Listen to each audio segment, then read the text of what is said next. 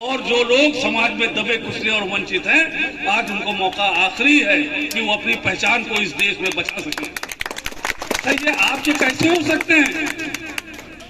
भाई इनके सगों में ब्राह्मण आता है, जो इनके सगे कहलाते हैं भाजपा के आजकल, उन सगों का नितिन गडकरी चितपावन ब्राह्मण है, हार्ट अटैक के मरीज होंगे। यही मोदी जी ने करवाया है इनको। लाल कृष्ण आडवाणी हो, मुरलीधरन हो, जोशी हो, ये ब्राह्मण नेता है, सबको वीआरएस दे दिया गया है। ये अब राजनीति नहीं कर सकते। ये सगों का हाल है। छत्रियों का हाल है कि ये भी सगों में शुमार होता था। छत्रियों का शिवराज सिंह चौहान को देख लीजिए, वसुंधरा राजे सिंधिया को देख लीजिए, जनरल क्या बीके सिंह नाम था गाजियाबाद से, इन सब का टिकट काट दिया गया है। और अपने क्षेत्र में दो राजा हैं, उनका हाल देख लीजिए, जहां पर रहे सब। ये उनके सगों का हाल है। ये उनको सगों का ये हाल कर दिया है। और सबसे बड़े जो इनके पोषक थे हमारा वैश्य समाज, बनिया समाज, इसने अपने खून पसीने से ली हुई कमाई से भारतीय जनता पार्टी को यहां तक पहुंचाया है। आज ये हैसियत कर दी गई है पूरे देश में कि वो कर्जे में डूब गए हैं, आत्महत्या कर रहे हैं, क्योंकि सिर्फ दो आदमियों के लिए सरकार चल रही है।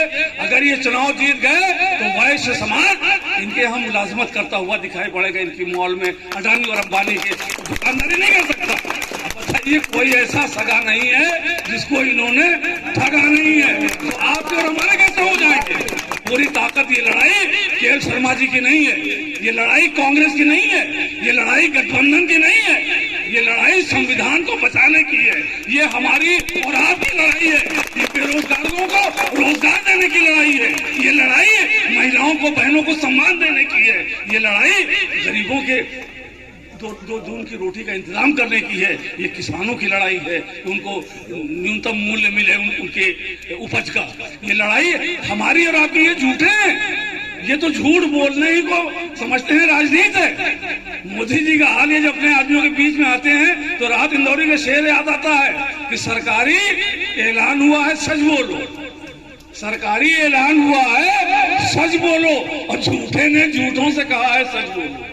और घर के अंदर झूठों की एक टोली है और दरवाजे पे लिखा हुआ है सच बोलो। मीर साहब, मैंने सुना है कि 6000 साल पहले ऐसा होता था कि आदमी झूठ नहीं बोलता था। अगर झूठ बोलता था तो 1 इंच नाक बढ़ जाती थी। 2 झूठ बोला 2 इंच नाक बढ़ गई। 3 झूठ बोला 3 इंच नाक बढ़ गई। 4 झूठ बोला 4 इंच नाक बढ़ गई। अगर आज यही कानून लागू होता तो हमेशा चरखी में इनकी नाक लेके टहल रहे होते मोदी जी की। कितनी लंबी होती। झूठों का जवाब वोट से, झूठों का जवाब वोट से।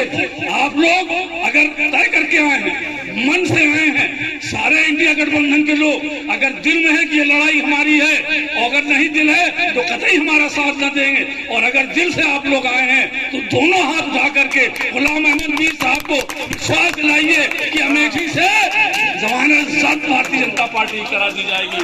बहुत बहुत धन्यवाद, बहुत बहुत धन्यवाद आप लोगों को। जय हिंद। अब मैं अपनी